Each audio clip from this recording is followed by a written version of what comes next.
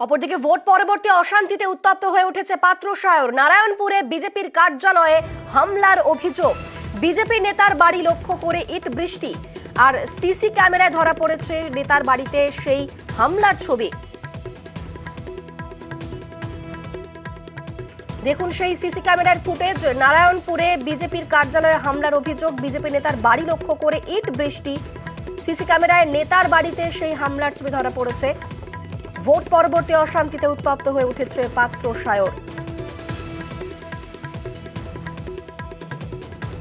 CC ক্যামেরায় স্পষ্ট ছবি, বিজেপি নেতার বাড়ি লক্ষ্য করে ইট বৃষ্টি।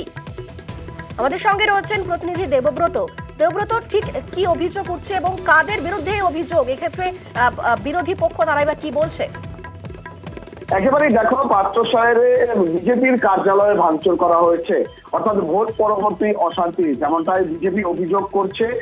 গতকালের পর থেকেই বিকেলে এবং রাতের বেলায় তৃণমূল আশ্রিত দুষ্কৃতীরা বিজেপির যে দলীয় কার্যালয় সেই কার্যালয়ে ভাঙচুর চালায়, হামলা চালায়। পাশাপাশি যে সমস্ত বিজেপি নেতা রয়েছে, একাধিক বিজেপি নেতার বাড়িতেও হামলা চালায় তৃণমূল আশ্রিত দুষ্কৃতীরা। সেই ছবি ইতিমধ্যেই সিসিটিভির সেই ছবি প্রকাশ্যে এসেছে। তাদের দাবি যে বিজেপি এই আসনে জিতছে, যে কারণেই এই ঘটনা ঘটিয়েছে তৃণমূল আশ্রিত দুষ্কৃতীরা। যদিও তৃণমূল সম্পূর্ণ ঘটনা অস্বীকার করছে। তৃণমূলের দাবি যে জেতার আনন্দে নিজেরাই মদ্যপ অবস্থায় নিজেরাই ভাঙচুর চালিয়েছে, নিজেদের এটা গোষ্ঠীদ্বন্দ্ব। শুধু শুধু তৃণমূলকে কালিমালিপ্ত করার চেষ্টা করছে, কারণ তৃণমূল এই ধরনের কাজে বিশ্বাসী নয়।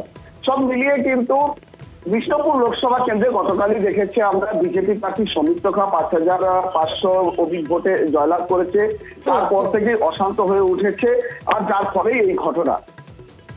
বেশ, ধন্যবাদ। হঠাৎ করে কিছু তৃণমূল আশ্রিত দুষ্কৃতী আমার বাড়িতে অ্যাটাক করে দুপুরবেলায় এবং রাত্রিবেলায়, নানা রকমভাবে ফোনে মেরে ফেলার হুমকি। প্রশাসনকে জানানো হয়েছে, আমরা সকলে এখন প্রাণ সংশয় বোধ করছি। বিজেপি কার্যালয়ে ভাঙচুর করা হয়েছে এবং আমাদের জেলা সম্পাদক তমালকান্তি গুই তার বাড়িতে পাথর ছুঁড়ে দরজা জানালা ভাঙচুর করা হয়েছে। বিভিন্ন জায়গায় পাড়ায় পাড়ায় গিয়ে ধমকানি চমকানি, বাড়ির ভিতরে বোমা ফাটানো, সমস্ত কিছু চলছে। সন্ত্রাস সৃষ্টি করছে তৃণমূল কংগ্রেস। এই অভিযোগ সম্পূর্ণ ভিত্তিহীন। তৃণমূল এ জাতীয় রাজনীতিতে বিশ্বাসী নয় এবং পশ্চিমবাংলার সর্বত্র তৃণমূলের বিজয় নিশান উড়েছে এবং সেখানে ধুয়ে মুছে বিজেপি সাফ হয়ে গেছে। ওদের এক গোষ্ঠী আরেক গোষ্ঠীর এরকম গোষ্ঠীবাজির ফলাফলই হয়তো এরকম ঘটনা ঘটেছে।